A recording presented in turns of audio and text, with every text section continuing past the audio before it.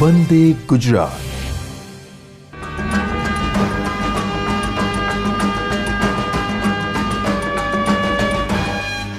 નમસ્કાર વિદ્યાર્થી મિત્રો, આજે આપણે પરમાણુના ત્રીજા લેક્ચરની અંદર પરીક્ષાલક્ષી પણ ખૂબ જ અગત્યનું કહી શકાય તેવા બોહર મોડેલ વિશેની ચર્ચા કરીશું। મિત્રો, આપણે અગાઉના બે લેક્ચરની અંદર પરમાણુના જુદા જુદા મોડેલ વિશેની ચર્ચા કરી, જેની અંદર આપણે રુથરફોર્ડના પરમાણુ મોડેલ વિશેની ચર્ચા કરી અને રુથરફોર્ડના પરમાણુ મોડેલમાં કઈ કઈ બાબતો સ્વીકૃત હતી તે વિશે પણ આપ બહુ સારી રીતે જાણો છો। રુથરફોર્ડના પરમાણુ મોડેલ અનુસાર સમગ્ર પરમાણુનું દળ પરમાણુના મધ્ય ભાગમાં સંકેન્દ્રિત થયેલું છે, જેને આપણે ન્યુક્લિયસ તરીકે ઓળખ્યું, અને તેની આજુબાજુ જુદી જુદી અનંત કક્ષકોમાં ઇલેક્ટ્રોન પોતાની ઉર્જા અનુસાર જુદી જુદી કક્ષાઓમાં પરિભ્રમણ કરે છે। મિત્રો, અહીં રુથરફોર્ડના પરમાણુ મોડેલમાં એક જ મર્યાદા આપણને જોવા મળી કે પરમાણુ મોડેલ અનુસાર રુથરફોર્ડે ઇલેક્ટ્રોનને ગમે તે કક્ષકમાં ગમે તે ઉર્જા સાથે પરિભ્રમણની છૂટ આપી, અને મિત્રો આપણે એ પણ જોયું કે જો ઇલેક્ટ્રોન ગમે તે ઉર્જા સાથે ગમે તે કક્ષકમાં પરિભ્રમણ કરી શકતો હોય તો તે પોતાની સ્થિરતા જાળવી શકતો નથી। એનું કારણ પણ આપણે સમજ્યા કે જ્યારે ઇલેક્ટ્રોન કક્ષામાં વર્તુળાકાર માર્ગે પરિભ્રમણ કરતો હોય ત્યારે તેની પ્રવેગી ગતિ બને, અને પ્રવેગી ગતિમાં હંમેશા ઉર્જાનો વ્યય થાય। ઉર્જાનો વ્યય થવાથી ધીરે ધીરે ધીરે ઇલેક્ટ્રોન નીચલી કક્ષકમાં આવતો જાય, અને છેવટે જ્યારે તે સંપૂર્ણપણે ઉર્જા ગુમાવે ત્યારે ઇલેક્ટ્રોન ન્યુક્લિયસમાં આવીને પડે। જો આ ઘટના સાર્થક બનતી હોય તો પરમાણુ પોતાની સ્થિરતા જાળવી શકતો નથી। એટલે રુથરફોર્ડના પરમાણુ મોડેલની જો આપણને મર્યાદા પૂછવામાં આવે તો એ મર્યાદા આપણે કહી શકીએ કે રુથરફોર્ડનું પરમાણુ મોડેલ પરમાણુની સ્થિરતા સમજાવવામાં નિષ્ફળ જાય છે। નિષ્ફળતા માત્ર એક જ હતી કે ઇલેક્ટ્રોન ગમે તે કક્ષકમાં પરિભ્રમણ કરી શકે છે। તે માન્યતાને ક્વોન્ટમ સિદ્ધાંતો દ્વારા રુથરફોર્ડની આ મર્યાદાને દૂર કરી બોહરે પોતાના પરમાણુ મોડેલમાં ક્વોન્ટમ સિદ્ધાંતોને બે અધિતર્ક એટલે કે પૂર્વધારણાના સ્વરૂપની અંદર દાખલ કર્યું અને પોતાનું પરમાણુ મોડેલ રજૂ કર્યું, જે સંપૂર્ણપણે સ્વીકૃત પરમાણુ મોડેલ છે તેમ આપણે ગણી શકીએ। તો મિત્રો, આજે આપણે પરીક્ષાલક્ષી પણ ખૂબ અગત્યનો કહી શકાય તેવો પ્રશ્ન બોહર મોડેલની ચર્ચા કરીશું। બોહર મોડેલની અંદર દરેકે દરેક બાબતની ચર્ચા કર્યા પછી હું આપને એ પણ જણાવીશ કે કયો પ્રશ્ન કઈ રીતે પૂછાય પરીક્ષાની અંદર અને એનો આપણે જવાબ ક્યાં સુધી આપવાનો રહેશે। મિત્રો, સૌથી પહેલાં આપણે બોહર મોડેલનો અભ્યાસ કરતાં પહેલાં બોહરે ક્વોન્ટમ સિદ્ધાંતોનો ઉપયોગ જે પરમાણુ મોડેલને રજૂ કરવા માટે આપ્યો હતો તેના વિષયની ચર્ચા કરીએ। તો બોહરે બે બાબતોને પોતાના અધિતર્કની સ્વરૂપે રજૂ કર્યો, જેને આપણે બોહરના પ્રથમ અધિતર્ક અને બીજા અધિતર્ક તરીકે દર્શાવીશું। મિત્રો, બોહરે એવું સમજાવવાનો પ્રયત્ન કર્યો, જે રુથરફોર્ડની મર્યાદા હતી એને દૂર કરી સૌપ્રથમ, કે કોઈપણ કક્ષામાં ઇલેક્ટ્રોન લાંબો સમય સુધી તો જ રહી શકે જો તેનું કોણીય વેગમાન h/2πના પૂર્ણ ગુણાંકમાં હોય। મિત્રો, આપણે એવું માનીએ છીએ કે ધરા અવસ્થા એટલે સ્થાયી અવસ્થા અને બાકીની બધી અવસ્થાઓ ઉત્તેજિત અવસ્થા હોય। તમે રસાયણશાસ્ત્રની અંદર પણ એનો અભ્યાસ કર્યો છે, પણ મિત્રો દરેક કક્ષકને આપણે ઉત્તેજિત કક્ષક ગણવાની નથી। આ બોહર મોડેલની સૌથી મોટામાં મોટી અગત્યની પૂર્વધારણા અથવા વિભાવના છે।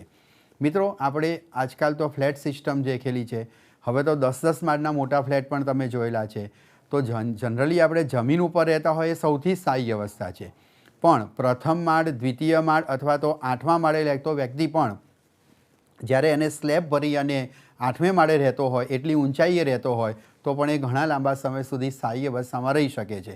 પણ તમે અવકાશમાં 8 માળની ઊંચાઈ સુધી ઉડતા હોય અને ત્યાંથી તમને, ધારો કે તમે હેલિકોપ્ટરમાં બેઠા છો અને 8 માળની ઊંચાઈ સુધી ગયા પછી તમે જો હેલિકોપ્ટરનો કૂદકો મારો તો એ તમારી અસ્થાયી અવસ્થા છે, તરત તમે નીચે ધરા અવસ્થામાં આવી જાઓ।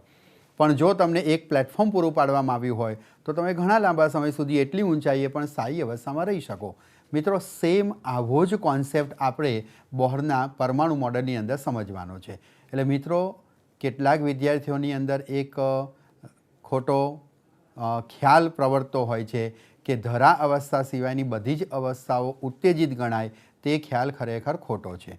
મિત્રો, n = 1, 2 થી ઇન્ફિનિટી કક્ષકોમાંથી ઘણી બધી કક્ષકોને આપણે સ્થિર અવસ્થા અથવા સ્થિર કક્ષકો તરીકે સ્વીકારી શકીએ। સવાલ એટલો છે કે કઈ કક્ષકને આપણે સ્થિર ગણવાની છે, તો જે કક્ષકમાં ઇલેક્ટ્રોનનું કોણીય વેગમાન h/2πના પૂર્ણ ગુણાંકમાં હોય। મિત્રો, જેવી રીતે તમે પ્રકરણ નંબર 1ની અંદર વિદ્યુતભારનું ક્વોન્ટમીકરણ ભણ્યા, તે જ રીતે આ કોણીય વેગમાનના ક્વોન્ટમીકરણનો એક અગત્યનો કોન્સેપ્ટ છે જેને ક્વોન્ટમ સિદ્ધાંત સાથે આપણે સાંકળી શકીએ। તો ચાલો મિત્રો, આપણે સૌપ્રથમ બોર્ડ ઉપર ક્વોન્ટમ સિદ્ધાંતોની ચર્ચા કરીશું અને ત્યાર પછી બોહર મોડેલની કક્ષાની ત્રિજ્યા વિશે વાત કરીશું। તો બોહરનો સૌથી પહેલો અધિતર્ક આપણે સમજવાનો પ્રયત્ન કરીએ, જેને આપણે અધિતર્ક નંબર 1 તરીકે ઓળખીએ છીએ। બોહરના અધિતર્ક 1ની અંદર એવું કહેવામાં આવ્યું છે કે ઇલેક્ટ્રોન ન્યુક્લિયસની આસપાસની જુદી જુદી કક્ષકોમાંથી આવી અનંત કક્ષકો આવેલી છે। આ કક્ષકોમાંથી એવી જ કક્ષકમાં પરિભ્રમણ કરી શકે જ્યાં તેનું કોણીય વેગમાન mvr, મિત્રો કોણીય વેગમાનને હું mvr વડે દર્શાવું છું। કોણીય વેગમાન mvr ઇઝ ઇક્વલ ટુ h/2πના પૂર્ણ ગુણાંકમાં હોય। મિત્રો, આ હકીકતને તમે વિદ્યુતભારના ક્વોન્ટમીકરણ Q બરાબર એની સાથે સરખાવી શકો છો। જેમ વીજભાર હંમેશા મૂળભૂત વીજભાર કોઈ એક મૂળભૂત વીજભાર એના સમપ્રમાણમાં હોય છે, પૂર્ણ ગુણાંકમાં હોય છે, તેવી રીતે કોણીય વેગમાન પણ h/2πના પૂર્ણ ગુણાંકમાં હોય। અહીં એનની વેલ્યુ આપણે 1, 2, 3 અપ ટુ ઇન્ફિનિટી વિચારી શકીએ। મિત્રો, અહીં એક આપણે કોન્સેપ્ટ ધ્યાનમાં લેવાનો છે કે કોણીય વેગમાનનું સૂત્ર mvr કેવી રીતે આવ્યું। તો થોડુંક આપણે રિવિઝન 11મા ધોરણનું કરી લઈએ। મિત્રો, આપણે 11મા ધોરણમાં ચાક ગતિના ચેપ્ટરમાં એવું ભણીને આવ્યા કે કોઈપણ કણનું કોણીય વેગમાન L ઇઝ ઇક્વલ ટુ આપણને વેલ્યુ મળે છે r ક્રોસ p। કોણીય વેગમાનની વ્યાખ્યા અનુસાર આપણે કણનું કોણીય વેગમાન L બરાબર r ક્રોસ p વડે દર્શાવીએ છીએ। મિત્રો, આ સદિશ ગુણાકાર છે, તેથી જો તમે એને મૂલ્યના સંદર્ભમાં લેવા જાઓ તો L ઇઝ ઇક્વલ ટુ આપણે લખી શકીશું rp sin થીટા, બરાબર, જ્યાં થીટા શું છે તો r અને p વચ્ચેનો ખૂણો। હવે મિત્રો, તમે જાણો છો કે કોણીય વેગમાન વર્તુળ ગતિ એટલે કે ચાક ગતિમાં વ્યાખ્યાયિત થાય છે અને જ્યારે કોઈ કણ વર્તુળ ગતિ કરતો હોય ત્યારે તેની ત્રિજ્યા એ આપણા સ્થાન સદિશ r તરીકે વર્તે અને રેખીય વેગમાન હંમેશા સ્પર્શકની દિશામાં હોય એટલે કે વેગની દિશામાં હોય। તો જો અહીંયા હું વેગની દિશા બતાવું તો એ વેગની દિશા આપણને પ્રાપ્ત થાય છે, વેગની દિશા આપણને મળશે p is equal two m into v। p is equal two m into v આપણને વેગની દિશા પ્રાપ્ત થાય છે। એટલે વેગ સ્પર્શકની દિશામાં હોવાના કારણે વેગમાન પણ આપણને સ્પર્શકની દિશામાં પ્રાપ્ત થશે।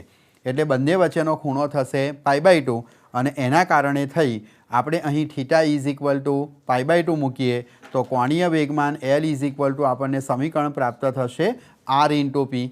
મિત્રો, હવે આપણે રેખીય વેગમાન pની વેલ્યુ મૂકીએ તો m ઇન્ટુ v કહી શકાય, જેથી કરીને આપણે કોણીય વેગમાનનું સૂત્ર અહીં શું દર્શાવી શકીએ mvr। એટલે મિત્રો, તમે અલગ અલગ રીતે અધિતર્ક 1ને રજૂ કરી શકો છો। તો એ પ્રમાણે હું અહીંયા દર્શાવું તો સૌપ્રથમ કોણીય વેગમાન તમે અલગ અલગ રીતે લખો તો પહેલું કોણીય વેગમાન L ઇઝ ઇક્વલ ટુ, દાખલાની જરૂરિયાત પ્રમાણે તમે કોણીય વેગમાન L is equal two nh/2π દર્શાવી શકો છો। પછી એ કોણીય વેગમાન L બરાબર મેં અગાઉ તમને સમજાવ્યું તે પ્રમાણે mvr is equal two nh/2π પણ દર્શાવી શકો છો। મિત્રો, સાથે સાથે ત્રીજી બાબત સમજાવું કે આપણે 11મા ધોરણની અંદર રેખીય વેગ અને કોણીય વેગ વચ્ચેનો સંબંધ મેળવ્યો હતો। ચાલો મિત્રો, યાદ કરો શું હતો સંબંધ? બરાબર છે, રેખીય વેગ v is equal two r omega. રેખીય વેગ v બરાબર આપણે r ઓમેગા મૂકીએ તો કોણીય વેગમાનનું આપણને વધારે વ્યાપક એવું સૂત્ર મળી જશે m omega into r square. મિત્રો, ચલો અહીં v is equal two r ઓમેગાનો વિચાર કરો, r ઇન્ટુ r એટલે r સ્ક્વેર થશે, માટે તમે કોણીય વેગમાન m ઓમેગા r સ્ક્વેર બરાબર nh/2π પણ દર્શાવી શકો છો। એટલે મિત્રો, બોહરના પહેલા અધિતર્કને કાં તો L is equal two nh/2π વડે દર્શાવી શકાય। આપણે અહીં બોર મોડેલમાં વધારે વાત વેગ અને ત્રિજ્યાની કરવાનો હોવાના કારણે હું વધારે સૂત્ર આ વાપરવાનો છું, mvr બરાબર nh/2π। અને ઘણીવાર કોણીય ઝડપના સંદર્ભમાં તમારે લખવું હોય તો તમે બોર્ડના પહેલા અધિતર્કને m ઓમેગા આર સ્ક્વેર વડે પણ દર્શાવી શકો છો। એટલે મિત્રો આ પહેલું સૂત્ર ગણો, આ બીજું ગણો કે આ ત્રીજું ગણો, આ ત્રણ સમીકરણો એને આપણે બોર્ડના અધિતર્ક નંબર 1 તરીકે દર્શાવીશું। એટલે મિત્રો હવે આપણે એવું સમજવાનું છે કે ન્યુક્લિયસની આસપાસ રહેલી જે આ જુદી જુદી કક્ષકો છે એ કક્ષકો પૈકી જે કક્ષકમાં કોણીય વેગમાન h/2πના પૂર્ણ ગુણાંકમાં એટલે કે 1 × h/2π કે પછી 2 × h/2π વગેરે જેવું પ્રાપ્ત થાય તે કક્ષકમાં ઇલેક્ટ્રોન લાંબા સમય સુધી રહી શકે છે। લાંબા સમય સુધી ઇલેક્ટ્રોન રહેશે એનો અર્થ એ થયો કે તે કક્ષકમાં રહેલો ઇલેક્ટ્રોન સંક્રાંતિ કરતો નથી।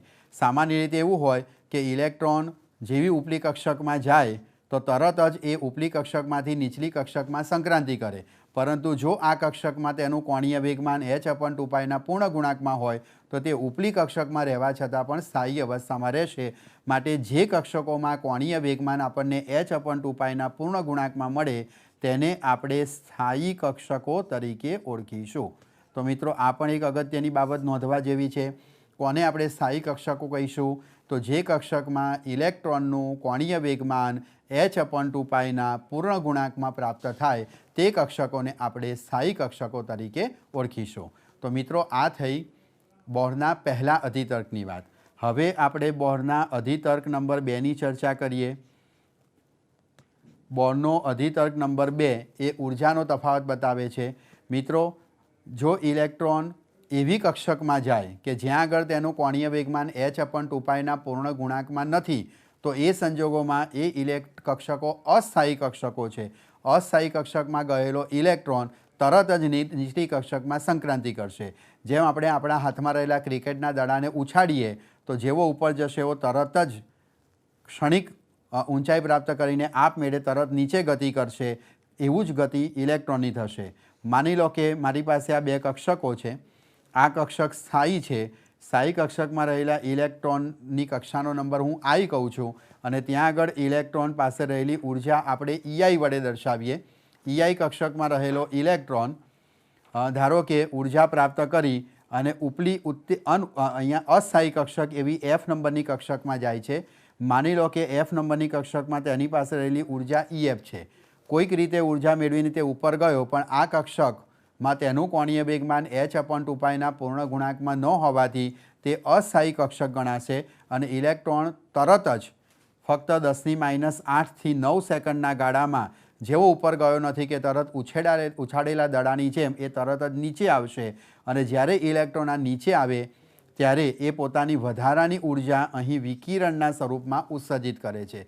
તો બોહરના અધિતર્ક નંબર 2માં આ ખ્યાલ આપવામાં આવ્યો છે કે જો ઇલેક્ટ્રોન વધુ ઉર્જા ધરાવતી F નંબરની કક્ષકમાંથી કે જ્યાં આગળ તેની ઉર્જા EF હોય ત્યાંથી ઓછી ઉર્જા ધરાવતી I નંબરની કક્ષકમાં સંક્રાંતિ કરે તો બંને કક્ષાઓની ઉર્જાનો તફાવત એટલે કે EF માઇનસ EI જેટલી ઉર્જા એ વિકિરણના સ્વરૂપમાં ઉત્સર્જિત કરે છે। મિત્રો તમે અગાઉના 11મા ચેપ્ટરની અંદર ભણી ચૂક્યા છો કે જેવી રીતે દ્રવ્યના કણ, મિત્રો દ્રવ્ય શેનું બનેલું છે? મૂળભૂત કણોનું। અને આ મૂળભૂત કણોમાં તમે શેનો સમાવેશ કરેલો છે?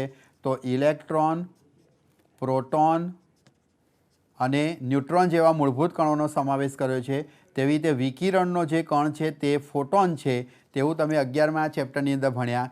તો અહીં જે વિકિરણ ઉત્સર્જન પામે છે એ વિકિરણમાં ફોટોન નામના કણ આવેલા છે અને મિત્રો તમે અગાઉના ચેપ્ટરમાં ભણ્યા તે પ્રમાણે ફોટોનની ઉર્જા આપણે hν વડે દર્શાવીએ છીએ।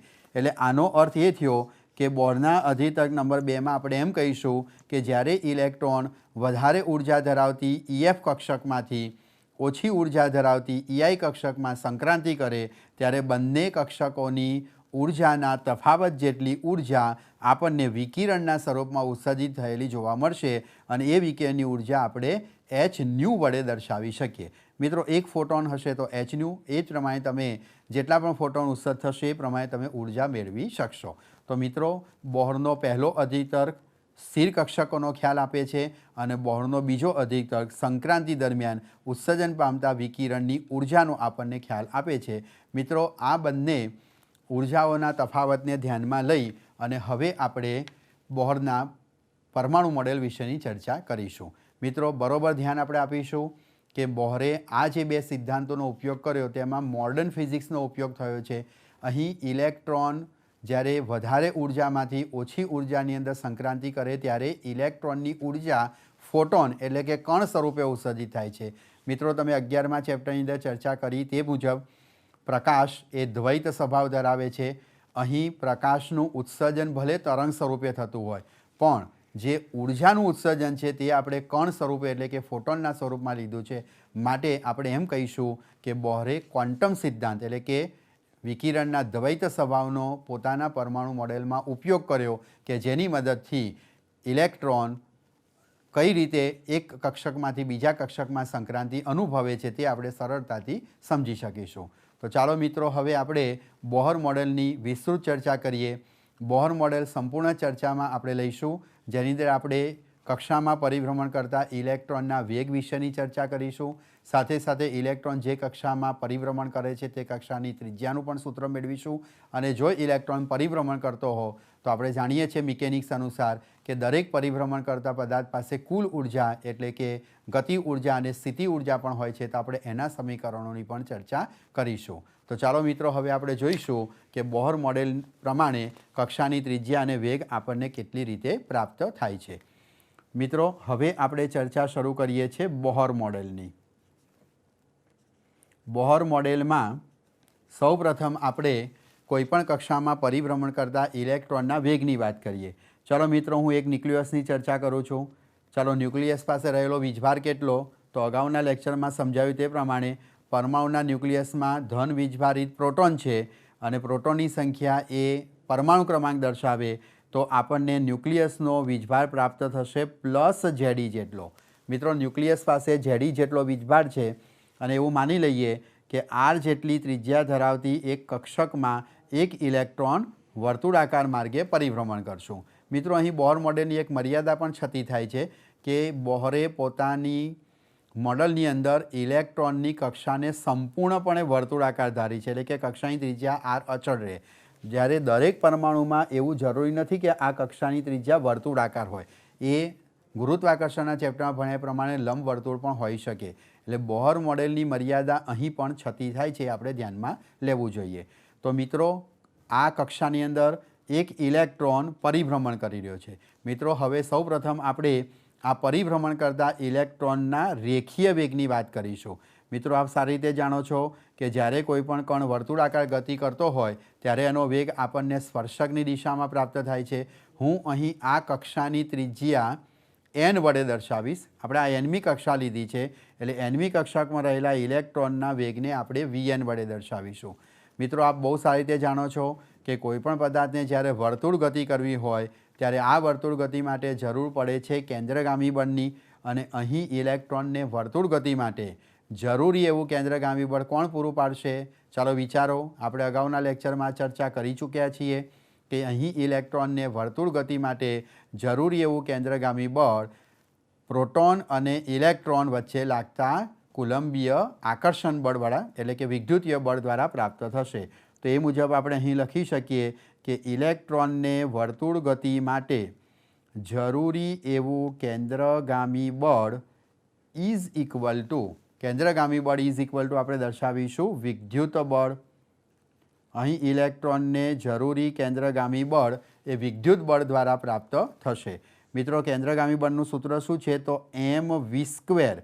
અહીં મારે nમી કક્ષકના વેગની વાત કરવી છે એથી હું લખીશ mvn² અપોન nમી કક્ષકની ત્રિજ્યા જેને આપણે rn વડે દર્શાવીશું. આપણે કક્ષાને વ્યાપક અર્થમાં n નંબર આપ્યો છે. n બરાબર પહેલી, બીજી, ત્રીજી કક્ષક આપણે મૂકી શકીએ. તો વ્યાપકતાના અર્થમાં કેન્દ્રગામી બળ mvn² upon rn is equal two જો આપણે અહીં વિદ્યુત બળ દર્શાવીએ તો વિદ્યુત બળનું સૂત્ર આપણે જાણીએ છીએ તે મુજબ 1/4πε0 Q1 into Q2.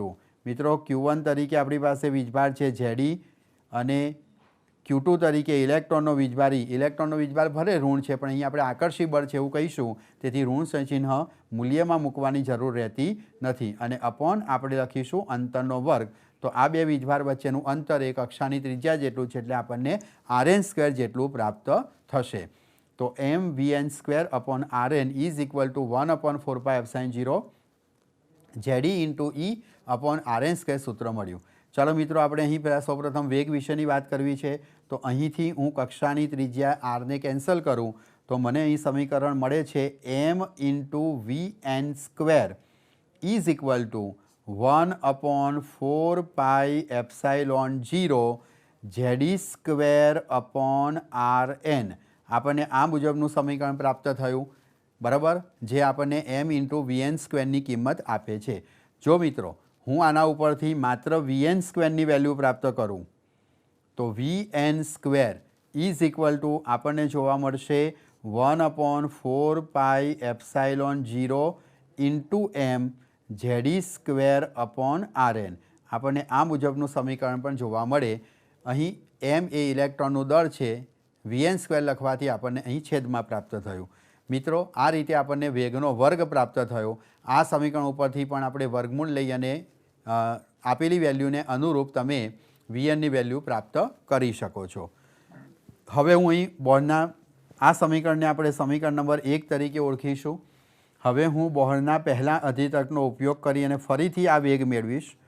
બોહરના અધિતર્ક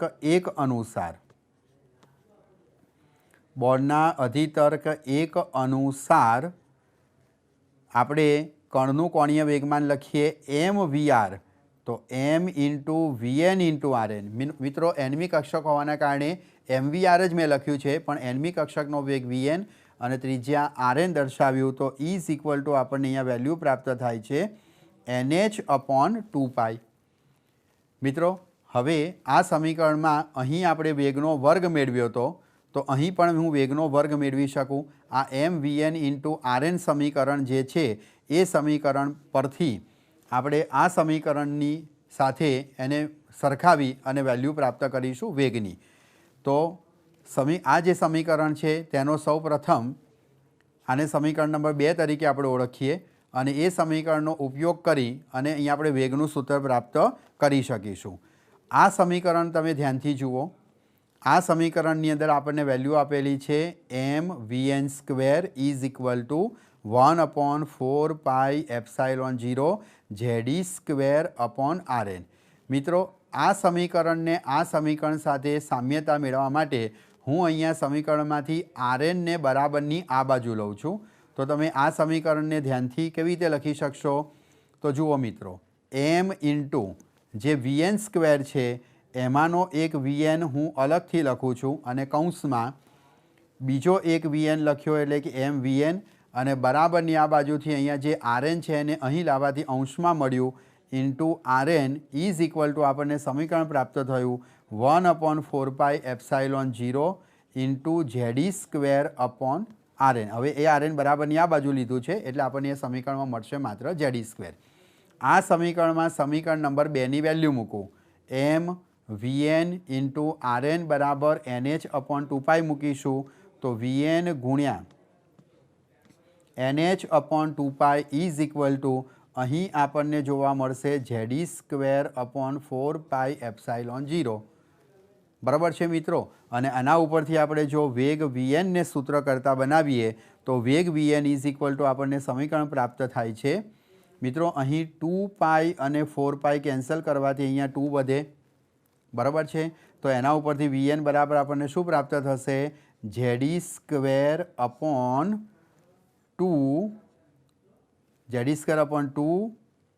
h/0 × 1/n। તો મિત્રો, આપણે વેગનું સમીકરણ z² अपॉन 2h/0 × 1/n યાદ રાખીશું। આ સમીકરણની મદદથી કોઈપણ કક્ષકમાં રહેલા ઇલેક્ટ્રોનનો જો આપણે વેગ પ્રાપ્ત કરવો હોય તો એ અહીં મેળવી શકીએ। અહીં z બરાબર આપેલા તત્વનો પરમાણુ ક્રમાંક છે, e ઇલેક્ટ્રોનનો વીજભાર છે, h પ્લાન્કનો અચળાંક છે, ε0 શૂન્યાવકાશની પરમિટિવિટી છે। આ બધા અચળાંકોની વેલ્યુ તમે જાણો છો। n બરાબર કક્ષાનો નંબર છે, n બરાબર 1 મૂકો તો તમને પહેલી કક્ષકમાં ઇલેક્ટ્રોનનો વેગ મળે, 2 મૂકવાથી બીજી કક્ષકમાં ઇલેક્ટ્રોનનો વેગ મળે અને તે રીતે જુદી જુદી કક્ષકમાં ઇલેક્ટ્રોનનો વેગ શોધવા માટેનું સમીકરણ આપણે મેળવી શકીએ।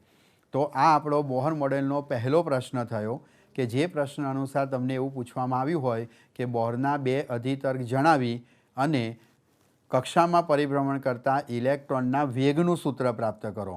તો આપણને ઇલેક્ટ્રોનના વેગનું સૂત્ર પ્રાપ્ત થાય છે Ze²/2h∈0 × 1/n। મિત્રો ચાલો હવે આપણે બીજું સૂત્ર મેળવીએ કે કક્ષાની ત્રિજ્યા r ની વેલ્યુ કેટલી છે। તો એના માટે ફરીથી આ બે સમીકરણને ધ્યાનમાં લઈ અને આપણે કક્ષાની ત્રિજ્યા rનું સમીકરણ મેળવીએ। મિત્રો આ જ હકીકતને આપણે આગળ વધારીએ। અહીં તમને vn² નું જે સૂત્ર પ્રાપ્ત થયું છે એ હું અહીંયા ફરી રિપીટ કરું છું, એ તમે ધ્યાનથી જુઓ। કક્ષાનો વેગ vn² ઇઝ ઇક્વલ ટુ આપણને સૂત્ર શું પ્રાપ્ત થયું છે 1/4πε0 ઇન્ટુ ze²। 1/4πε0 સમીકરણ આપણને આ રીતનું જોવા મળે છે vn² is equal to 1/4πε0 m into ze²/rn। આ આપણે સમીકરણ 1 પ્રાપ્ત કર્યું હતું અને બોહરના અધિતર્ક ઉપરથી આપણે સૂત્ર પ્રાપ્ત કર્યું હતું mvn ઇન્ટુ rn બરાબર nh/2π। આ સમીકરણ આપણું 2 હતું। હવે મિત્રો અહીં વેગનો વર્ગ છે એટલે અહીં પણ વેગનો વર્ગ મેળવવા માટે હું આ સમીકરણનો વર્ગ કરું છું તો તમને સમીકરણ આ રીતે કંઈક જોવા મળશે m² v² into r² is equal two n²h²/4π²। મિત્રો ધ્યાનથી જુઓ। હવે આપણે અહીં પ્રશ્ન છે કક્ષાની ત્રિજ્યા rnની સૂત્ર મેળવવા માટેનું, એટલે સમીકરણ નંબર 1માંથી જે vn² ની વેલ્યુ આપણને આ જે મળી છે તે અહીં મૂકી દઉં છું। તો ધ્યાનથી જુઓ સમીકરણ કઈ રીતનું જોવા મળશે આપણને। એ સમીકરણ આપણને પ્રાપ્ત થશે m² ઇન્ટુ vn² ની જગ્યાએ સમીકરણ નંબર 1માંથી વેલ્યુ મૂકીએ છીએ 1/4πε0 into m ze²/rn into rn² બરાબર n²h²/4π²। ચાલો મિત્રો હવે આમાંથી આપણે rn કક્ષાની ત્રિજ્યા શોધવાની છે। જેટલી વસ્તુ કેન્સલ થાય છે સૌપ્રથમ જોઈ લઈએ। સૌથી પહેલાં m² માંથી એક m કેન્સલ થયો, કક્ષાની ત્રિજ્યામાંથી એક ત્રિજ્યા કેન્સલ થઈ, બંને બાજુ દેખો તો અહીં 4π છે અને અહીંયા 4π² છે એટલે 4 અને 1 π² કેન્સલ થયો। તો તમને અહીં જોવા મળે છે કે જમણી બાજુ શું વધ્યું છે n²h²/π વધ્યા છે। હવે આ બાજુ દેખવા જઈએ તો કક્ષાની ત્રિજ્યા r સિવાય અંશની અંદર વધ્યું છે ze² અને અહીં એક દળ m છે। તો ze² અને m ને બરાબરની આ બાજુ લખીએ તો આપણે અહીં પાઈ વધેલો હતો, અહીંયાથી મળ્યું ze² ઇન્ટુ m બરાબર। અહીં ε0 છેદમાં વધ્યો છે તેને બરાબરની આ બાજુ લઈ લીધા, ε0 આપણને અંશમાં મળશે એટલે ફાઇનલી કક્ષાની ત્રિજ્યા rn બરાબર આપણને સમીકરણ જોવા મળ્યું rn is equal two n²h²/π/ze² into m। મિત્રો આ સમીકરણમાં માત્ર કક્ષાનો નંબર n અને પરમાણુ ક્રમાંક z બંને જ ચલ છે, તે સિવાય પ્લાન્કનો અચળાંક, શૂન્યાવકાશની પરમિટિવિટી, પાઈ અચળાંક છે, e ઇલેક્ટ્રોનનો વીજભાર અને m ઇલેક્ટ્રોનનું દળ અચળ છે। તેથી એને અચળાંક તરીકે લેતા તમે અહીં દર્શાવી શકો કે કક્ષાની ત્રિજ્યા rn is proportional two n²/z છે। મિત્રો ફરી યાદ કરો, તમે ઇલેક્ટ્રોનના વેગનું સૂત્ર હમણાં શું તારવ્યું તો nમી કક્ષકમાં રહેલા ઇલેક્ટ્રોનનો વેગ આપણને પ્રાપ્ત થયો તો ze²/2h∈0 ઇન્ટુ 1/n। તો આના ઉપરથી તમે એમ કહી શકો કે ઇલેક્ટ્રોનનો વેગ કક્ષામાં ઇલેક્ટ્રોનનો વેગ ઇઝ પ્રપોર્શનલ ટુ z/n। તો મિત્રો આ ખૂબ અગત્યનો કહી શકાય તેવો કોન્સેપ્ટ છે। જ્યારે કોઈ પણ ઇલેક્ટ્રોન કક્ષામાં પરિભ્રમણ કરતો હોય ત્યારે તેનો રેખીય વેગ એ z/n એટલે કે પરમાણુ ક્રમાંક અને કક્ષાના નંબરના સમપ્રમાણમાં છે, જ્યારે કક્ષાની ત્રિજ્યા એ કક્ષાના નંબરના વર્ગ અને પરમાણુ ક્રમાંક ઝેડના સમપ્રમાણમાં છે। આ પણ MCQ ગણવા માટે ખૂબ અગત્યનો કોન્સેપ્ટ છે। ઇલેક્ટ્રોનના વેગ અને પરમાણુ ક્રમાંક ક્વોન્ટમ નંબર વચ્ચેનો સંબંધ પ્રપોર્શનલ ટુ z/n, ત્રિજ્યા માટે n²/z। અને હવે આપણે ત્રીજો મુદ્દો જોઈશું કે જેની અંદર આપણે ઉર્જાનો સંબંધ પ્રાપ્ત કરીશું। મિત્રો આ બોહર મોડેલનો બીજો કોન્સેપ્ટ થયો કે તમને એવો પ્રશ્ન પૂછી શકાય કે બોહરના બે અધિતર્ક લખી અને કક્ષાની ત્રિજ્યાનું સૂત્ર તારવો, તો ઇલેક્ટ્રોન જે કક્ષામાં પરિભ્રમણ કરે છે તેની ત્રિજ્યાનું સૂત્ર આપણે n²h²ε0/π/z² દ્વારા દર્શાવી શકીએ। મિત્રો હવે આપણે ઉર્જાનું સૂત્ર મેળવવાનો પ્રયત્ન કરીએ। તો ઇલેક્ટ્રોન જ્યારે કક્ષામાં પરિભ્રમણ કરતો હોય ત્યારે કક્ષામાં પરિભ્રમણ કરતા ઇલેક્ટ્રોનની ઉર્જા કેટલી છે તે ઉર્જા આપણે મેળવવાનો પ્રયત્ન કરીએ। તો કક્ષામાં પરિભ્રમણ કરતા ઇલેક્ટ્રોનની ઉર્જા કેટલી છે તે આપણે અહીં મેળવવાનો પ્રયત્ન કરીશું, ઉર્જાનું સૂત્ર। તો મિત્રો આપણે જાણીએ છીએ કે ઇલેક્ટ્રોન જ્યારે કક્ષામાં પરિભ્રમણ કરતો હોય ત્યારે એની કુલ ઉર્જા મિકેનિક્સના સિદ્ધાંત અનુસાર કેટલી લખી શકીએ? તો nમી કક્ષકમાં રહેલી કુલ ઉર્જા En બરાબર ગતિ ઉર્જા વત્તા સ્થિતિ ઉર્જા લખી શકીએ। મિત્રો મેં અગાઉના લેક્ચરમાં તમને સમજાવ્યું છે તે મુજબ આપણને ગતિ ઉર્જા અને સ્થિતિ ઉર્જાના સૂત્રોનો ખ્યાલ છે, તે છતાં પણ ફરી એકવાર રિપીટ કરીએ તો ગતિ ઉર્જાનું સૂત્ર હું લખીશ 1/2 mvn² અને સ્થિતિ ઉર્જા આપણે પ્લસ માઇનસ સિમ્બોલ સાથે બતાવીએ તો સ્થિતિ ઉર્જા મળશે આપણને 1/4πε0 ZE ઈ માઇનસ છે જે મેં અહીંયા બહાર લઈ લીધું એટલે ZE² આપણને અહીં પ્રાપ્ત થશે nમી કક્ષક હોવાના કારણે Rn। તો 1/4πε0 ZE²/Rn જેટલી આપણને સ્થિતિ ઉર્જા મળી। મિત્રો ફરી એકવાર યાદ અપાવી દઉં કે સ્થિતિ ઉર્જાનું આ સૂત્ર મેં પ્રકરણ નંબર 2માં તમે વિદ્યુતભાર તંત્રની સ્થિતિ ઉર્જા જે મેળવી હતી તે પરથી લખેલું છે kQ1Q2/R। મિત્રો અહીં અગાઉની આકૃતિમાં દર્શાવ્યું તે પ્રમાણે કેની જગ્યાએ આપણે 1/4πε0નો ઉપયોગ કર્યો છે। Q1 તરીકે ન્યુક્લિયસમાં રહેલા ધન વીજભાર પ્લસ ZE, Q2 તરીકે ઇલેક્ટ્રોનનો વીજભાર માઇનસ E અને R તરીકે nમી કક્ષકની ત્રિજ્યા Rn મૂકી। ZE × -E માઇનસ ZE² થાય માટે આપણે અહીં નિશાની માઇનસ મૂકી છે। ચાલો મિત્રો હવે આ સમીકરણ Z અને Rના પદમાં ત્રિજ્યાના પદમાં છે તો એ જ પદ અહીં મેળવી શકીએ। મિત્રો અહીંયા મારે વેગનો nમી કક્ષકમાં વેગનો વર્ગ મળ્યો છે અને મિત્રો આપણે હમણાં જ વેગનું સૂત્ર પ્રાપ્ત કર્યું એ સમીકરણનો અહીંયા ઉપયોગ કરું તો મને વેગનું સૂત્ર કેટલું પ્રાપ્ત થયું હતું એ વેલ્યુ અહીંયા પ્રાપ્ત મૂકીએ આપણે તો nમી કક્ષકમાં રહેલા ઇલેક્ટ્રોનની ઉર્જા En બરાબર આપણને શું પ્રાપ્ત થશે? તો Vn² ની વેલ્યુ અહીંયા આપણે મૂકીએ તો એ આપણને પ્રાપ્ત થઈ હતી 1/2 m × Vn² ની જગ્યાએ વેલ્યુ મુકાશે 1/4πε0m × ZE²/Rn। આ આપણે Vn² પ્રાપ્ત કરેલો હતો। મિત્રો કેન્દ્રગામી બળ અને વિદ્યુત બળ પ્રમાણે તમે અગાઉની સ્લાઇડમાં જોયેલું હતું તે પ્રમાણે આપણે આ વેલ્યુ મૂકી -1/4πε0 ZE²/Rn લખી શકાય। અહીં દળ એમને કેન્સલ કરીએ 2 × 4 8 થતાં અહીં ઇલેક્ટ્રોનની કુલ ઉર્જા En બરાબર 1/8πε0 ZE²/Rn માઇનસ 1/4πε0 ZE²/Rn પ્રાપ્ત થાય છે। 1/8πε0 માંથી 1/4πε0 બાદ કરતાં અગાઉના લેક્ચરમાં સમજાવ્યું હતું તે મુજબ તમને અહીં ઉર્જા પ્રાપ્ત થશે -1/8πε0 ZE²/Rn। તો મિત્રો આ કુલ ઉર્જાનું એક સૂત્ર થયું En -1/8πε0 ZE²/Rn। પણ મિત્રો મેં તમને હમણાં જ સમજાવ્યું તે મુજબ આપણે જે કંઈ સૂત્રો મેળવ્યા છે તે ભલે વેગનું હોય કે ત્રિજ્યાનું હોય તે આપણે Z અને Nના પદમાં મેળવ્યું છે। અહીં પણ N અને Zના પદમાં મેળવ્યું। તો આ સમીકરણની અંદર જે ઉર્જાનું ટોટલ સૂત્ર આપણે અહીં જે લખ્યું છે એ સમીકરણની અંદર તમને Z જોવા મળે છે પણ N ક્વોન્ટમ નંબર નથી આવતો। તો એ મેળવવા માટે આપણે શું કરીશું? આ સમીકરણમાં કક્ષાની ત્રિજ્યા Rનું જે વેલ્યુ આપણે અહીંયા મેળવી છે n²h²ε0/π/ZE²m એ અહીંયા આ સમીકરણમાં મૂકીશું।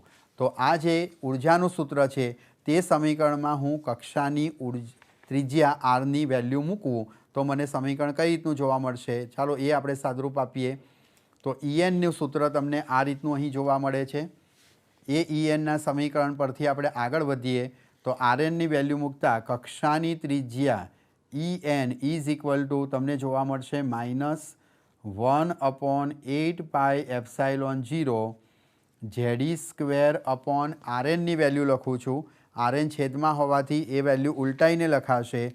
એ વેલ્યુ આપણને પ્રાપ્ત થશે n² h² ε0 પાઈ જેડી સ્ક્વેર એમ છે, જે છેદના છેદમાં હોવાથી અંશમાં લખાશે પાઈ z² ઇન્ટુ એમ.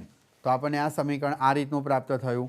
ફરીથી આપણે અહીં સાદરૂપ આપીએ તો અહીં માત્ર આ પાઈ જે છે એ કેન્સલ થશે, એટલે આપણને કક્ષાની ઉર્જા ઈએનનું સૂત્ર મળશે સૌપ્રથમ દેખો -z ઇન્ટુ ઝેડ બરાબર z², પછી એકલો દળ એમ છે, e² ઇન્ટુ e² એટલે e⁴ -z² m e⁴ upon 8 epsilon ગુણ્યા એપ્સાઇલોન એટલે ε0² h² ઇન્ટુ n². મિત્રો ખૂબ અગત્યનું કહી શકાય તેવું કક્ષાની ઉર્જાનું સૂત્ર આપણને પ્રાપ્ત થયું. બોર મોડેલ અનુસાર કોઈપણ એનમી કક્ષકમાં ઇલેક્ટ્રોન પરિભ્રમણ કરતો હોય તો ઇલેક્ટ્રોનની કુલ ઉર્જા આપણે En is equal two -z² m e⁴ upon 8 ε0² h² n² સમીકરણ અનુસાર શોધી શકીએ. મિત્રો આ સૂત્રની અંદર m ઇલેક્ટ્રોનનું દળ, e ઇલેક્ટ્રોનનો વીજભાર, 8 અચળાંક ε0 અને h પ્લાન્કનો અચળાંક બધા અચળાંકો છે. તો આના પરથી તમે કહી શકો કે કક્ષામાં પરિભ્રમણ કરતા ઇલેક્ટ્રોનની ઉર્જા En is proportional two z² upon n². ચાલો મિત્રો એક પ્રશ્નનો જવાબ આપો. અહીં આ જે ઋણ ચિહ્ન આવ્યું છે તે શું દર્શાવે છે? વિચારો તો અગાઉના લેક્ચરમાં મેં તમને સમજાવ્યું તે પ્રમાણે જો કુલ ઉર્જા એ ઋણ હોય તો તે પ્રકારની ઉર્જાને આપણે બંધન ઉર્જા તરીકે ઓળખીશું. આનો અર્થ એ થયો કે દરેક કક્ષકમાં પરિભ્રમણ કરતો ઇલેક્ટ્રોન એ આટલી ઉર્જાથી ન્યુક્લિયસ સાથે જકડાયેલો છે, એટલે કે બંધાયેલો છે. મિત્રો અહીં બંધન ઉર્જામાં ખૂબ અગત્યની બાબત આવી કક્ષાનો નંબર. જેમ જેમ કક્ષાનો નંબર n વધશે તેમ બંધન ઉર્જા ઘટતી જશે. તેથી એનો અર્થ એવો થયો કે ન્યુક્લિયસથી આપણે જેમ જેમ દૂર જઈએ ઉપલી કક્ષકોમાં તેમ કક્ષકનો નંબર વધવાની સાથે સાથે બંધન ઉર્જા ઘટે છે. એટલે દૂર રહેલા ઇલેક્ટ્રોનની બંધન ઉર્જા ઓછી હોવાથી આપણે એને સહેલાઈથી દૂર કરી શકીએ છીએ. પણ એક વસ્તુ બહુ ક્લિયર છે કે દરેક ઇલેક્ટ્રોન એ ન્યુક્લિયસ સાથે આટલી બંધન ઉર્જા સાથે જકડાયેલો છે. તેથી આ ઇલેક્ટ્રોનને તમારે કક્ષકમાંથી દૂર કરવા માટે ઓછામાં ઓછી બંધન ઉર્જા જેટલી ઉર્જા, બંધન ઉર્જા માઇનસ છે તેટલી જ ઉર્જા પ્લસ એટલે કે વિરુદ્ધ દિશામાં ગતિ ઉર્જા સ્વરૂપે આપણે આપવી પડશે. જેટલી બંધન ઉર્જા છે તેની વિરુદ્ધ એટલી ઉર્જા તમે ગતિ ઉર્જા સ્વરૂપમાં આપો તો એ ઇલેક્ટ્રોન બાહ્ય કક્ષકની અંદર કક્ષકમાંથી મુક્ત થઈ અને બાહ્ય અવકાશની અંદર આવી જશે. જો બંધન ઉર્જા કરતાં વધારે ઉર્જા તમે આપશો તો બંધન ઉર્જા જેટલી ઉર્જા વાપર્યા પછી વધતી ઉર્જા ઇલેક્ટ્રોનને ગતિ ઉર્જા સ્વરૂપે પ્રાપ્ત થશે, એવું આપણે અહીં અર્થઘટન કરી શકીએ. તો મિત્રો અહીં આપણે બોહર મોડેલ વિશેની ચર્ચા સંપૂર્ણ રીતે સમજ્યા. મિત્રો આ આખો મુદ્દો પરમાણુના ચેપ્ટરનો સૌથી અગત્યનો મુદ્દો છે, કારણ કે બોહર મોડેલ એ સંપૂર્ણપણે સફળ મોડેલ છે તેવું આપણે સ્વીકારીશું. જો કે સંપૂર્ણ સફળ છે તે કહેવું યોગ્ય નથી. મેં તમને ચર્ચા વખતે સમજાવ્યું કે બોહર મોડેલની એક મર્યાદા એ હતી કે ઇલેક્ટ્રોનની કક્ષા એને વર્તુળાકારધારી છે. વાસ્તવમાં દરેક વખતે ઇલેક્ટ્રોનની કક્ષા એ વર્તુળાકાર હોવી જરૂરી નથી. મિત્રો બોહર મોડેલની એક બીજી પણ મર્યાદા છે કે બોહરે આ જે મોડેલ લીધું તે ક્વોન્ટમ સિદ્ધાંતોનો ઉપયોગ કરીને લીધેલું છે. પણ બોહર મોડેલમાં ક્વોન્ટમ સિદ્ધાંતની સાથે સાથે જ્યારે આપણે બોહર મોડેલમાં વેગનું સૂત્ર મેળવ્યું, કક્ષામાં ઇલેક્ટ્રોનના વેગનું કે કક્ષાની ત્રિજ્યાનું, ત્યારે આપણે એવું સૂત્ર લખ્યું કે ઇલેક્ટ્રોનને વર્તુળ ગતિ માટે જરૂરી એવું કેન્દ્રગામી બળ ઇઝ ઇક્વલ ટુ વિદ્યુત બળ. આપણે એવી રીતે કીધું. આ જે બાબત છે એ પ્રચલિત ભૌતિકશાસ્ત્રની બાબત થઈ એમ કહેવાય. એનો અર્થ એ થયો કે બોહરે પોતાના મોડેલમાં ક્વોન્ટમ સિદ્ધાંતની સાથે સાથે ક્લાસિકલ સિદ્ધાંત એટલે કે પ્રચલિત ભૌતિકશાસ્ત્રનો પણ ઉપયોગ કર્યો છે. એટલે બે આધુનિક ભૌતિક વિજ્ઞાન અને પ્રચલિત ભૌતિક વિજ્ઞાનનો સમન્વય કરેલો છે તે પણ અયોગ્ય છે તેમ ગણી શકાય. એટલે જો આપણને એવું પૂછવામાં આવે કે બોહર મોડેલની મર્યાદા શું છે, તો બોહર મોડેલની મર્યાદા તમારે આ બે મર્યાદાઓને ખાસ ચર્ચામાં લેવાની કે બોહરે પોતાના મોડેલની અંદર પ્રચલિત ભૌતિકશાસ્ત્ર અને ક્વોન્ટમ ભૌતિકશાસ્ત્ર એટલે કે આધુનિક ભૌતિકશાસ્ત્રનો સમન્વય કર્યો છે તે અયોગ્ય છે. અને બીજી મર્યાદા કે બોહરે પોતાના મોડેલમાં ઇલેક્ટ્રોનની કક્ષાની ત્રિજ્યા સંપૂર્ણપણે વર્તુળધારી છે તે વર્તુળ હોવી જરૂરી નથી. આ મોડેલની આ બે મર્યાદાઓ થઈ. આની સામે જો સફળતા કહીએ તો બોહર મોડેલની અનુસાર તમે કક્ષાની ત્રિજ્યા, પરિભ્રમણ કરતા ઇલેક્ટ્રોનનો સ્પર્શીય વેગ અને ઇલેક્ટ્રોનની કુલ ઉર્જા બહુ સરળતાથી સમજી શકો છો. તો હવે મિત્રો આપણે એક ચોક્કસ પરમાણુ આ ચેપ્ટરની અંદર અને આપણા અભ્યાસક્રમના મર્યાદાને ધ્યાનમાં લઈએ તો એની અંદર આપણને હાઇડ્રોજન પરમાણુ વિશેની ચર્ચા કરી છે. તો આ જે વેગ, ત્રિજ્યા અને ઉર્જાના જે આપણે સમીકરણો પ્રાપ્ત કર્યા એ સમીકરણો આપણે હાઇડ્રોજન પરમાણુના સંદર્ભમાં જોઈએ અને કક્ષાની ત્રિજ્યા મેળવવાનો પ્રયત્ન કરીશું. તો મિત્રો હવે આપણે હાઇડ્રોજન પરમાણુ માટે જુદી જુદી કક્ષકમાં પ્રાપ્ત થતી ઉર્જાના સૂત્રો લઈએ. મિત્રો સૌપ્રથમ સૂત્ર રિપીટ કરીએ તો nમી કક્ષકમાં પરિભ્રમણ કરતા ઇલેક્ટ્રોનનો વેગ Vn આપણને કેટલો પ્રાપ્ત થયો તો Ze² / 2h એપ્સાઇલોન 0 × n પ્રાપ્ત થાય છે. મિત્રો આ સૂત્રો તમારે વારંવાર યાદ રાખવા પડશે. કોઈપણ પરિભ્રમણ કરતા ઇલેક્ટ્રોનનો વેગ તમારે આ સમીકરણ અનુસાર શોધવાનો છે. ચલો બીજું સૂત્ર આપણે કક્ષાની ત્રિજ્યાનું પ્રાપ્ત કર્યું તો કક્ષાની ત્રિજ્યા Rn = આપણને સમીકરણ શું પ્રાપ્ત થયું તો ત્રિજ્યા Rnનું સૂત્ર આપણને પ્રાપ્ત થયું હતું ઇલેક્ટ્રોનની ત્રિજ્યા R = n² epsilon 0 / π × Ze² × m. આ સમીકરણ આપણે યાદ રાખવાનું. અને છેલ્લે આપણે ઉર્જાનું સમીકરણ પ્રાપ્ત કર્યું તો ઉર્જાનું સૂત્ર આપણને મળ્યું Rn = -z² m e⁴/8 epsilon 0² h² × n². મિત્રો આ જ વસ્તુ આપણે જ્યારે હાઇડ્રોજન પરમાણુના સંદર્ભમાં જોઈશું ત્યારે હાઇડ્રોજન માટે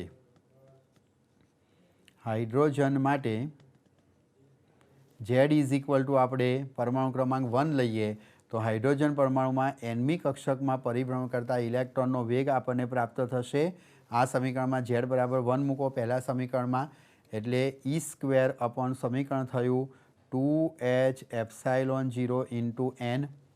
આ હાઇડ્રોજન પરમાણુનો વેગ આપણને બતાવે છે. હવે કક્ષાની ત્રિજ્યાનું સમીકરણ લઈએ તો આ સમીકરણમાં છેદમાં Z = 1 મૂકતા આપણને હાઇડ્રોજન પરમાણુ માટે nમી કક્ષકમાં ત્રિજ્યાનું સમીકરણ પ્રાપ્ત થશે n² h² epsilon 0 / π × e²m. Z = 1 મૂકવાથી આપણને π e²m મળશે. અને ફાઇનલી આપણે જો ઉર્જાનું સમીકરણ લખીશું તો ઉર્જા En = આપણને સમીકરણ પ્રાપ્ત થશે -me⁴/8 એપ્સાઇલોન 0² h² × n². મિત્રો અહીં હવે આપણે એક ચોક્કસ પ્રકારની ગણતરીનો વિચાર કરીએ. આ સમીકરણને હું થોડુંક વધારે વ્યાપક અર્થમાં સમજાવવાનો પ્રયત્ન કરીશ. અહીં m એ ઇલેક્ટ્રોનનું દળ છે. મિત્રો આપ બહુ સારી રીતે જાણો છો કે ઇલેક્ટ્રોનનું દળ છે 9.1 × 10⁻31 કિલોગ્રામ. E = ઇલેક્ટ્રોનનો વીજભાર 1.6 × 10⁻19 જેની અહીં 4 ઘાત છે /8 = એપ્સાઇલોન 0 શૂન્યાવકાશની પરમિટિવિટી જેની વેલ્યુ આપણે જાણીએ છીએ 8.85 × 10⁻12 એનો વર્ગ આપણને પ્રાપ્ત થાય છે. H પ્લાન્કનો અચળાંક 6.625 × 10⁻34 અને એનો વર્ગ છે એની ×1/n² આપણે અલગ લખીશું 1/n². મિત્રો આ બધી જ વસ્તુઓનું તમે સાદરૂપ આપો તો આપણને એક ઉર્જા પ્રાપ્ત થશે જેની વેલ્યુ આપણને જૂલમાં મળશે. આ ઉર્જા જો આપણે જૂલમાં પ્રાપ્ત કરીએ તો એ વેલ્યુ આપણને મળે છે -2.18 × 10⁻18 બરાબર. આટલી આપણને જૂલમાં પ્રાપ્ત થશે. હવે મિત્રો તમે જાણો છો કે ન્યુક્લિયર ભૌતિક વિજ્ઞાનની અંદર ઇલેક્ટ્રોનની જ્યારે ઉર્જા પ્રાપ્ત કરતા હોઈએ ત્યારે એ ઉર્જા જૂલમાં ન હોઈ શકે. અહીં પણ તમે દેખો કે આ ઘાત -18 છે જે અત્યંત ઓછી ઉર્જા છે. તો ઉર્જાને આપણે ઇલેક્ટ્રોન વોલ્ટમાં ફેરવવી જોઈએ. મિત્રો આપણે અગાઉના ચેપ્ટરમાં ભણી ગયા કે જૂલને ઇલેક્ટ્રોન વોલ્ટમાં ફેરવવા માટે આપણે E વડે એટલે કે 1.6 × 10⁻19 વડે ભાગવા જોઈએ. તો આ સમીકરણને ઇલેક્ટ્રોન વોલ્ટની અંદર જો આપણે દર્શાવીએ તો 2.18 ગુણ્યા 10⁻18 ભાગ્યા n² ઇન્ટુ 1.6 ઇન્ટુ 10⁻19 વડે ભાગીએ તો આ ઉર્જા આપણને ઇલેક્ટ્રોન વોલ્ટમાં મળે અને એ ઉર્જા હું અહીં દર્શાવું છું આ તરફ. તો આ સાદરૂપ આપતા તમને ઇલેક્ટ્રોનની ઉર્જા En ઇઝ ઇક્વલ ટુ પ્રાપ્ત થશે -13.6 અપોન n² ઇલેક્ટ્રોન વોલ્ટ. મિત્રો, હાઇડ્રોજન પરમાણુની જુદી જુદી કક્ષકમાં ઇલેક્ટ્રોનની ઉર્જા આપણે -13.6 અપોન n² ઇલેક્ટ્રોન વોલ્ટ વડે દર્શાવી શકીએ. મિત્રો, આ સમીકરણ પર તમારે આ 1, 2 અને 3 સમીકરણની સાથે આ ચોથું સૂત્ર પણ તમારે યાદ રાખવાનું રહેશે.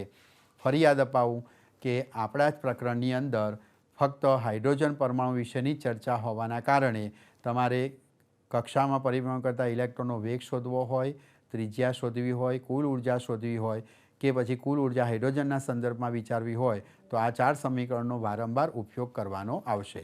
ચલો મિત્રો, આ અનુસાર આપણે ઉર્જા શોધવાનો પ્રયત્ન કરીએ. તો ઇલેક્ટ્રોન, હાઇડ્રોજન પરમાણુની જુદી જુદી કક્ષકમાં ઇલેક્ટ્રોન કેટલી ઉર્જા ધરાવે છે? તો હાઇડ્રોજન પરમાણુ માટે પર્ટિક્યુલર ઉર્જાનું સૂત્ર મેં હમણાં દર્શાવ્યું તે પ્રમાણે 13.6 અપોન n² ઇલેક્ટ્રોન વોલ્ટ છે. હવે સૌપ્રથમ આપણે n બરાબર 1 કક્ષકનો વિચાર કરીએ તો n બરાબર 1 કક્ષકમાં રહેલા હાઇડ્રોજન પરમાણુ ઉર્જા E1 લખીએ તો એ આપણને કેટલી પ્રાપ્ત થશે? -13.6 ઇલેક્ટ્રોન વોલ્ટ. હવે જો આપણે n બરાબર 2 કક્ષકમાં ઉર્જા મેળવીએ તો એ ઉર્જા આપણને કેટલી પ્રાપ્ત થશે? તો E2 બરાબર અહીં વેલ્યુ આપણને મળશે -13.6 અપોન n બરાબર 2નો વર્ગ. જો તમે આનું સાદરૂપ આપો તો સમથિંગ 3.39 એટલે કે એ ઉર્જા આપણને પ્રાપ્ત થાય છે. 3.39 સમથિંગ વેલ્યુ મળશે જેને હું અહીંયા -3.4 ઇલેક્ટ્રોન વોલ્ટ વડે દર્શાવું છું.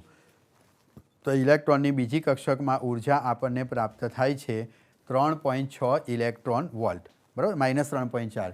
મિત્રો, એ જ પ્રમાણે તમે n બરાબર 3 કક્ષકમાં ઉર્જા દર્શાવો તો E3 બરાબર એ આપણને ઉર્જા પ્રાપ્ત થશે. આ જ પ્રમાણે ગણતરી કરશો તો -1.51 ઇલેક્ટ્રોન વોલ્ટ. અને n બરાબર 4 કક્ષકમાં જો આપણે ઇલેક્ટ્રોન ઉર્જા મેળવીશું તો E4 બરાબર -0.85 ઇલેક્ટ્રોન વોલ્ટ.